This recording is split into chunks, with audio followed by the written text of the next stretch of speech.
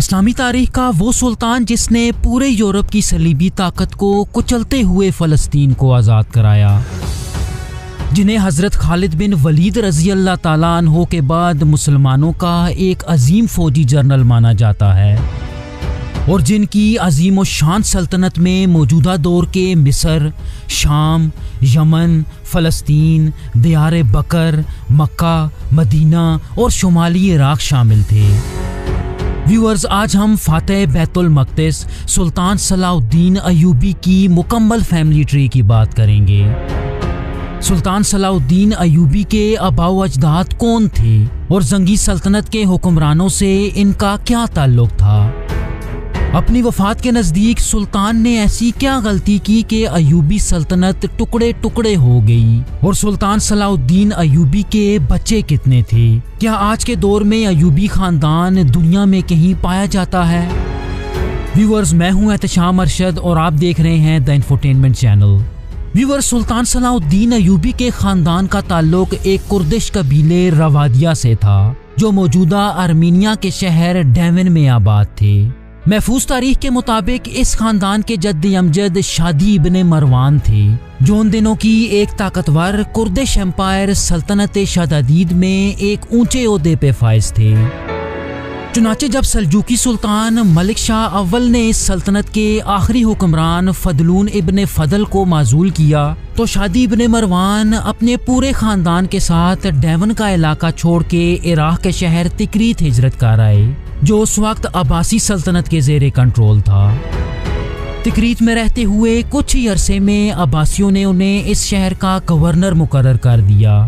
अगर इनकी औलाद की बात की जाए तो इनके दो बेटे थे जिनके नाम नजमुद्दीन अय्यूब और असदुद्दीन शेरकू था और शादी की मौत के बाद उनके बड़े बेटे नजमुद्दीन अय्यूब उनके जानशीन और तिकरीत के अगले गवर्नर बने।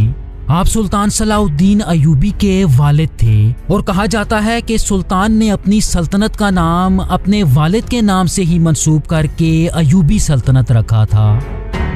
सन 1132 ईस्वी में नजमुद्दीन अय्यूब ने जंगी खानदान के लिए खिदमात देना शुरू कर दी और उस वक्त की सुपर पावर सल्जूक सल्तनत के खिलाफ जंगी हुक्मरान इमादुद्दीन जंगी का साथ देने लगे। सन 1136 ईस्वी में इनके भाई शेरकू ने तिकरीक शहर में एक मसीही को कत्ल कर दिया। चुनाचे जंगियों का साथ देने और मसीही को कत्ल करने की वजह से इस खानदान को तिकरीत से जिलावतन कर दिया गया। ताहम इमादुद्दीन जंगी ने इन्हें अपनी सल्तनत में पनाह दे दी और नजमुद्दीन अय्यूब को पहले बाल्बिक और फिर बाद में दमिश्क के गवर्नर के ओहदे पे फाइज कर दिया। अगर नजमुद्दीन के भाई असदुद्दीन शेरकू की बात की जाए तो उन्हें जंगी फौज में एक ऊंचा ओहदा इनायत किया गया। इसके साथ साथ इमादुद्दीन ने उन्हें अपने बेटे नूरुद्दीन जंगी की तरबियत और सरपरस्ती पे भी मामूर कर दिया। यही वजह थी कि नूरुद्दीन जंगी की शख्सियत पे असदुद्दीन शेरकू का गहरा असर नजर आता था। कहा जाता है कि शेरकू की फौजी और सफारती महारत ने अय्यूबी सल्तनत की बुनियादों में इंतहाई अहम किरदार अदा किया। व्यूअर्स, जहाँ तक नजमुद्दीन अय्यूब की बात है तो उनकी शादी सित्तुल मुल्क खातून से हुई जिनसे उनकी 2 बेटियां और 5 बेटे पैदा हुए। इनके सबसे बड़े बेटे यानी सलाहुद्दीन अय्यूबी के बड़े भाई नूरुद्दीन अय्यूब जंगी फौज में एक कमांडर थे। उन्होंने अपनी पूरी जिंदगी जंगी फौज की क़ियादत करते हुए कई जंगों में हिस्सा लिया। ताहम दमिश्क के मुहासरे के दौरान सलीबियों से लड़ते हुए शहीद हो गए। नजमुद्दीन अय्यूब के दूसरे बेटे तुरान शाह थे जिन्होंने अपने भाई सलाहुद्दीन का हर महाज पे साथ दिया और उनकी मिस्र में पोजीशन को मजबूत करने में भी इंतहाई अहम किरदार अदा किया। इसके अलावा उन्हें अय्यूबी सल्तनत को हिजाज और यमन तक फैलाने के लिए भी जाना जाता है। यही वजह थी कि उन्हें यमन के प्रिंस या पहले अमीर के तौर पे देखा जाता है। उनकी खिदमात को देखते हुए सुल्तान सलाहुद्दीन ने उन्हें यमन में काफ़ी जायदाद से भी नवाजा। इसी तरह नजमुद्दीन अय्यूब के एक और बेटे तुक्तगीन सलाहुद्दीन अय्यूबी के छोटे भाई थे। आपको अरब और यमन के दूसरे अमीर के तौर पे जाना जाता है। इब्ने असीर के मुताबिक तुगतगीन ने जबरदस्ती मक्का पे कंट्रोल हासिल करने की कोशिश की, लेकिन अब्बासी खलीफा अल नासिर के एहतजाज के बाद सुल्तान सलाउद्दीन ने उसे शहर पे कब्जा करने से रोक दिया। व्यूअर्स, नजमुद्दीन अयूब के एक और बेटे अल आदिल सुल्तान सलाउद्दीन के सबसे अहम भाई थे। आप अयूबी सल्तनत के चौथे सुल्तान थे जिन्होंने हमेशा अपने भाई की जंगी मुहिम्मात के लिए अहम फौजी और सिविलियन मदद फराहम की। इनका मजीद जिक्र हम आगे जाके करेंगे। इन बेटों के अलावा नजमुद्दीन अयूब की 2 बेटियां भी थीं जिनके नाम रबिया खातून और फातिमा खातून था। नजमुद्दीन अयूब के सबसे अहम बेटे अयूबी सल्तनत के बानी सुल्तान सलाउद्दीन यूसुफ इब्ने अयूब थे, जिन्हें सलाहुद्दीन या सलाउद्दीन अयूबी के नाम से जाना जाता है। आप सन 1137 में मौजूदा इराक के शहर तिकरीक में पैदा हुए और अपनी बुनियादी तालीम अपने वालिद और चाचा शेरकू से हासिल की। व्यूअर्स, ये वो दौर था कि जब शेख अब्दुल कादिर जिलानी भी बगदाद में इंतहाई एक्टिव नजर आते थे और उनकी तालीमात और असर रसूख दूर दूर के इलाकों तक फैल चुका था। यही वजह थी कि सलाउद्दीन शेख अब्दुल कादिर जिलानी से भी बहुत ज़्यादा मुतासिर नजर आते थे। अगर उनकी जंगी सलाहियत की बात की जाए तो उन पे अपने चाचा असदुद्दीन शेरकू का बहुत ज़्यादा असर नजर आता है। चूँकि आपके वालिद और चाचा जंगी सल्तनत में बहुत ऊंचे ओहदों पे फाइज थे, तो सलाउद्दीन भी जंगी फौज में शामिल हो गए। उनके जंगी सफर का आगाज उस वक्त हुआ कि जब नूरुद्दीन जंगी ने उन्हें फातिमी सल्तनत की मदद के लिए मिस्र भेजा। सलीबियों के खिलाफ कमाल की हिकमत अमली की बदौलत आपको फातिमी खलीफा अल अदीद ने सल्तनत का वजीर बना दिया। लेकिन कहानी में ट्विस्ट उस वक्त आया कि जब फातिमी खलीफा अल अदीद की वफात हुई।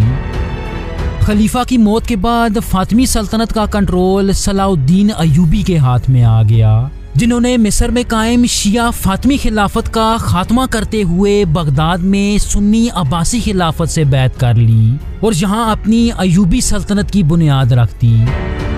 चूँकि हिजाज के मुकद्दस शहर मक्का और मदीना मिस्र के हुक्मरानों के जेर तसल्लुत थे, तो ये दोनों मुकद्दस शहर भी सुल्तान सलाउद्दीन के जेर कंट्रोल आ गए। उनकी जिंदगी और मुसलमानों की तारीख का सबसे अहम वाक़या जंग हतीन थी कि जब सन 1187 में सुल्तान सलाउद्दीन की क़यादत में अयूबी फौज ने सलीबियों को एक फैसलाकुन शिकस्त दी और यरूशलेम पे कब्जा करते हुए फ़लस्तीन पे मुसलमानों का तसल्लुत बहाल कर दिया। इस फतह के नतीजे में तीसरी सलीबी जंग का आगाज भी हुआ, लेकिन सुल्तान सलाउद्दीन अयूबी के सामने सलीबी फौज कोई फैसलाकुन कामयाबी हासिल करने में नाकाम रही। मार्च सन 1193 में सुल्तान सलाउद्दीन अयूबी 55 साल की उम्र में वफात पा गए। उन्हें दमिश्क में उमवी मस्जिद के नज़दीक दफन किया गया, जहां आज भी उनका मकबरा मौजूद है। व्यूअर्स, जहां तक उनकी औलाद की बात है तो उनकी शादी इस्मतुद्दीन खातून से हुई।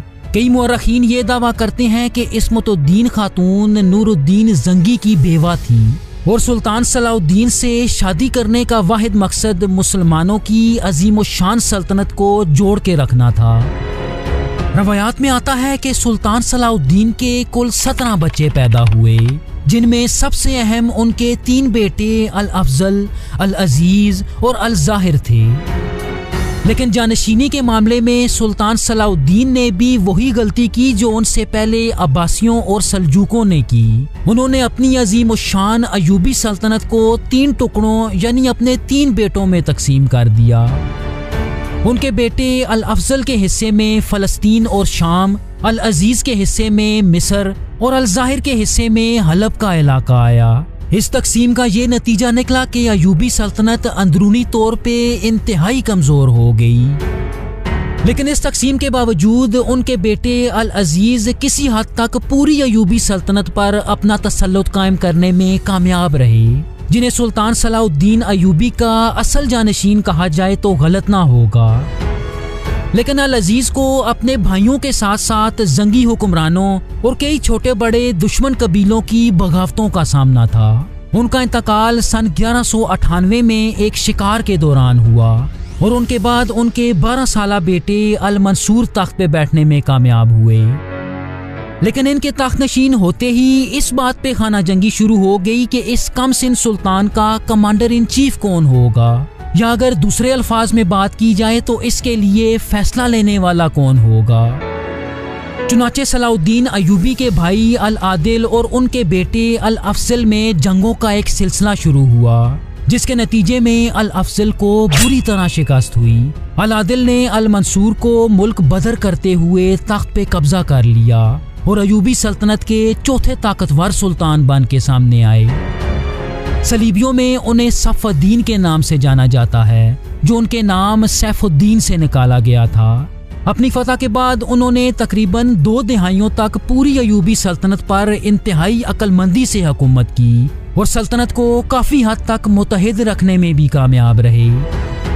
कहा जाता है कि इंग्लैंड के बादशाह रिचर्ड वन ने अल आदिल को अपनी बहन जॉन या अपनी भतीजी से शादी करने की पेशकश की, लेकिन अल आदिल ने दोनों ऑफर्स को रिजेक्ट कर दिया क्योंकि उन्हें क्रिश्चियनिटी में कोई दिलचस्पी ना थी। व्यूअर्स, अल आदिल अव्वल ने अपनी पूरी जिंदगी सलीबी जंगों से बचने की कोशिश की, लेकिन सितंबर सन 1217 में इन्हीं के दौर में 5वीं सलीबी जंग का आगाज हुआ।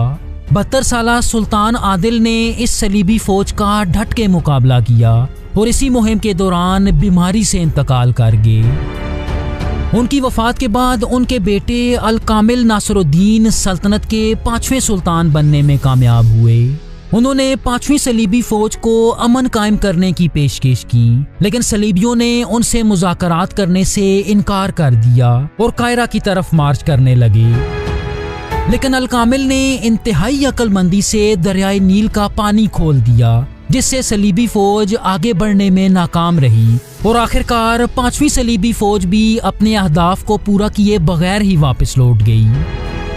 व्यूअर्स, अगरचे अल कामिल सलीबियों को पसपा करने में कामयाब रहे, लेकिन सल्जूकों और ख्वारिज़म सल्तनत के साथ आप कई महाजों पे सरगर्म थे।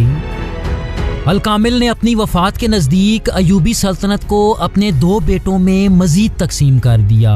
यही वजह थी कि उनकी वफात के बाद उनके दोनों बेटों अल आदिल II और अस-सालेह अयूब के दरमियान एक खाना जंगी शुरू हो गई, लेकिन इस खाना जंगी के बावजूद अल आदिल II किसी हद तक तख्त पे बैठने में कामयाब हो गए। लेकिन कुछ ही अरसे में उनके भाई अस-सालेह अयूब ने उन्हें माजूल करते हुए खुद तख्त पे बैठ गए और अयूबी सल्तनत के 7वें सुल्तान बन के सामने आए। लेकिन इनके दौर में अयूबी सल्तनत इतनी कमजोर हो चुकी थी कि सुल्तान की भी कोई हैसियत ना थी और कई वजीर उन्हें भी माजूल करने की साजिश कर रहे थे। अपने गिर्द वफादारों की कमी की वजह से सुल्तान अस-सालेह ने तुर्क गुलामों की एक बड़ी तादाद खरीदना शुरू कर दी, जो सेंट्रल एशिया में मंगोल हमलों की वजह से बड़ी तादाद में दस्तयाब थे। लेकिन इन तुर्क गुलामों ने जल्द ही पूरी अयूबी फौज पे कब्जा कर लिया, जिन्हें ममलूकों के नाम से जाना जाता है। सुल्तान अस-सालेह के बाद उनके बेटे मुअज़्ज़म तुरान शाह तख्तनशीन हुए। इनके बारे में आता है कि इनके वालिद को इन पे भरोसा ना था, यही वजह थी कि ये अपनी सारी उम्र मिस्र और हुकूमत से दूर ही रहे।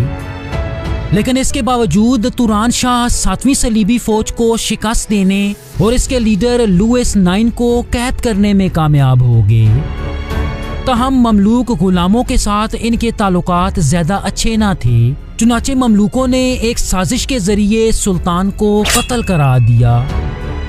तुरान शाह के बाद ममलूकों ने कुछ अरसा सुल्तान सलाउद्दीन की नस्ल से एक 6 साला बच्चे अल अशरफ मूसा को तख्त पे बिठाया, लेकिन इस दौर में हुकूमत के सारे फैसले ममलूक कर रहे थे। अल अशरफ मूसा के तख्त पे बैठने के कुछ ही दिनों बाद ममलूकों ने सुल्तान अस-सालेह की बेवा सजर-उद-दुर को तख्त पे बिठा दिया और एक मशहूर ममलूक कमांडर इज़्ज़ुद्दीन ऐबक को इनका कमांडर इन चीफ मुकर्रर कर दिया। चुनाचे कुछ वक्त हुकूमत करने के बाद सुल्ताना सजर-उद-दुर ने इज़्ज़ुद्दीन ऐबक से शादी कर ली, जिसके बाद अयूबी सल्तनत के तमाम इलाकों पे ममलूक गुलामों की हुकूमत कायम हो गई, जिसके पहले सुल्तान इज़्ज़ुद्दीन ऐबक थे। व्यूअर्स, ममलूकों की ये सल्तनत मुस्तकबिल में इतनी ताकतवर हो गई कि इन्होंने तारीख में पहली दफा मंगोलों को शिकस्त दे दी। इसके साथ साथ सलीबी फौजों को भी फलस्तीन से दूर ही रखा और उस्मानी सल्तनत के कायम होने तक ममलूक सल्तनत इस इलाके की सबसे ताकतवर कुव्वत थी। जहाँ तक सुल्तान सलाउद्दीन अयूबी की नस्ल की बात है तो इनकी नस्ल से ताल्लुक रखने वाले आखिरी हुक्मरान अल नासिर यूसुफ थे, जो दमिश्क और हलब के अमीर थे। अल नासिर और उनके भाई अल ज़ाहिर को मंगोल जनरल हलाकू खान ने फांसी दी थी। और जहाँ तक मौजूदा दौर की बात है तो अयूबी खानदान के कई अफराद आज भी कुर्द इलाकों में पाए जाते हैं। व्यूअर्स, उस्मानी सलातीन के आबाओ अजदाद कौन थे? उस्मानी सलातीन का मुकम्मल शजराए नस्ब देखने के लिए स्क्रीन पे दी गई वीडियो ज़रूर देखिएगा। Thank you so much. अल्लाह हाफिज़।